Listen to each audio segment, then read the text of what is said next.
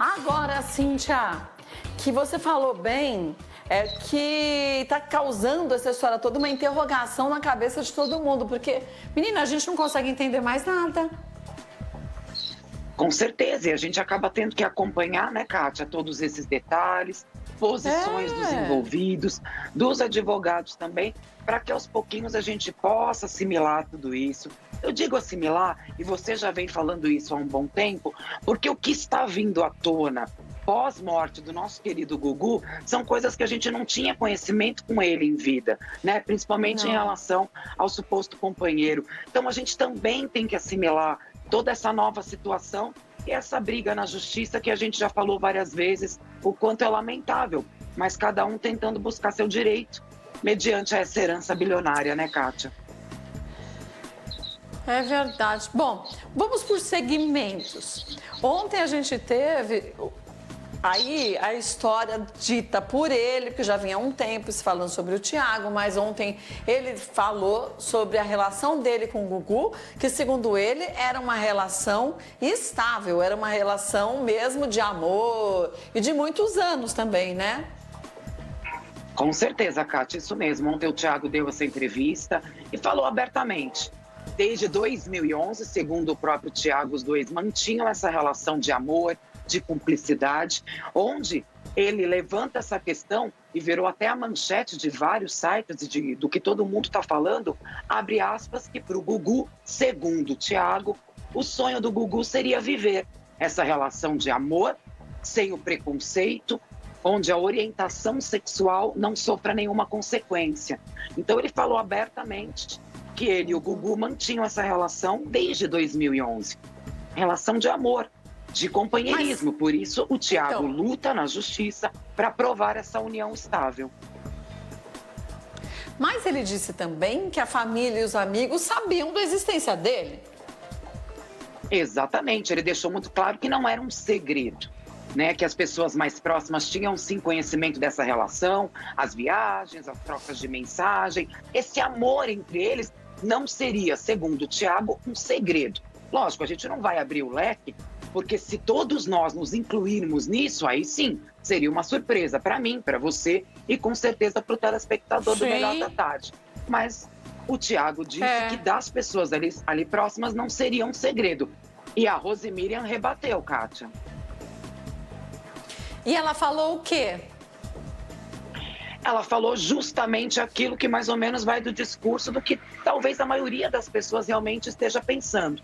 Que segundo Rose Miriam, que também briga na justiça para provar a união estável, essa relação do Thiago com o Gugu é de desconhecimento geral, que ela nunca ouviu falar do nome do Thiago. O próprio advogado da Rose também vai por um caminho que é muito coerente se a gente pensar com cuidado, onde para o advogado da Rose Miriam, que fala pela Rose, uma união estável, ela é pública. As pessoas têm conhecimento daquela relação. E que no caso do Thiago, as pessoas não por isso que tinham, você de uma maneira pode geral. Levar então, testemunhas, né?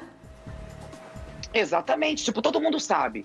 Você é casada com um Ricó, fulano é casado. Então, assim, as pessoas têm conhecimento da relação. Ela é pública, né? Ela não é oculta. Então, segundo o advogado da Rose Miriam, e é o caminho que ele está seguindo para defendê-la e para provar que ela, sim, é a viúva e que mantinha a relação estável com o Gugu, é que o Thiago seria uma relação oculta, como uma traição. Palavras do próprio advogado da Rose. E que, no caso, a relação da Rose com o Gugu era notória. Todo mundo tinha conhecimento. E até a própria Rose, eu estava vendo ontem um pedacinho, um trecho dela falando sobre o assunto, e ela falou, olha, se ele teve uma relação, e seja qualquer, é uma relação fora o casamento. Porque a família dele éramos nós. E a família dele não sabia de nada, e pela atitude do Gugu, eu não acredito que ele tivesse uma outra família fora a nossa família. Exatamente, ela falou isso mesmo. Ela reforçou que o Gugu jamais aceitaria uma relação extraconjugal, que a família para ele era a Rose, os seus filhos. E, na verdade, isso vai muito de acordo com a forma que a Rose está lutando na justiça por essa união estável. Lógico que o Thiago Salvático, diante da lei, tem o direito de lutar também. Cada um vai jogar com as armas que tem, Sim. cada um vai colocar ali para a justiça aquilo que pode ou não comprovar a união estável. Sabe que é uma coisa interessante, Kátia? Eu fiz a cobertura, né, do velório e enterro do Gugu. Toda a imprensa estava lá. Sim. O Thiago Salvático estava. É muito interessante porque, como jornalista, eu coloco isso para você e para o público do A Tarde é Sua. O Thiago estava lá, mas para mim, como jornalista, fazendo a cobertura séria, para todos os outros, inclusive o Melhor da Tarde estava lá com o Alex Sampaio, a gente se encontrou lá. Sim, verdade. O Rafa também estava cobrindo por outro programa, estava todo mundo lá. Também. O Thiago não era uma pessoa pra gente que valesse a pena narrar ou entrevistar, com todo respeito a ele. Lógico, ele está tentando provar essa ninguém relação, sabia o que era. mas não era de conhecimento. Sim. Ninguém sabia quem era Thiago Salvático na despedida do Gugu. A gente via a Rose, a viúva, os filhos, a mãezinha do Gugu, a Aparecida, amigos famosos que foram surgindo. O irmão. O Thiago estava lá e ninguém duvida da dor dele, caso esse companheirismo seja comprovado. Ninguém aqui está questionando se é verdade ou não, porque isso cabe à justiça. Mas para todos nós ali, o Thiago não era um personagem dessa história até então. Agora, deixa eu te perguntar um negócio que me veio à cabeça nesse momento. Juridicamente, dá para ele comprovar a união estável e também a Rose comprovar a união estável? Dá para o juiz determinar que, de fato, o Gugu tinha, na verdade, união estável com os dois?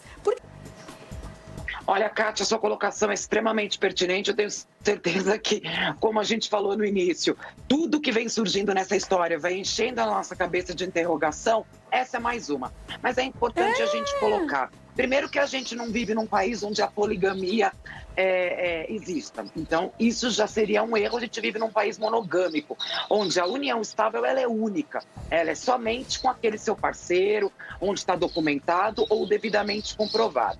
No caso do Thiago Salvático, né, que é como a linha de raciocínio da defesa da Rose pretende manter, que é justamente ele seria uma relação oculta, a partir do momento que a justiça vai decidir qual dos dois teria direito à parte da herança, é aquela pessoa que a justiça entendeu que tinha uma união estável. E isso não pode acontecer com duas pessoas ao mesmo tempo. Né? Então, a partir do momento que a justiça decidir ou a Rosemíria comprovar, ela vai ter direito à partilha de bens que cabe à viúva e à união estável. Se a justiça decidir por ela, não vai dar para o Thiago ter os mesmos direitos. É muito complicado, até porque tem a lei do concubinato. Então, não daria para dar o mesmo direito a duas pessoas. No caso do Thiago, quando você fala de homens que mantêm, às vezes, uma amante até com filhos, talvez essa segunda mulher, essa segunda família possa lutar exatamente por causa dos filhos. Mas a lei do concubinato é clara. Quando o juiz determinar qual dos dois tem união estável, o outro, então, vai ter que lutar de outra forma. Porque quando você tem filhos, filho é filho, não é dentro ou fora do casamento. A mulher, eu não sei se é amante, vamos dizer, se tem direito. Mas os filhos acabam tendo sempre o mesmo direito, porque filho é filho, não importa se seja do casamento, fora do casamento, se divide igualmente. Bom, vamos ver para que caminho isso ainda vai, porque parece que a história ainda é longa, né? Agora,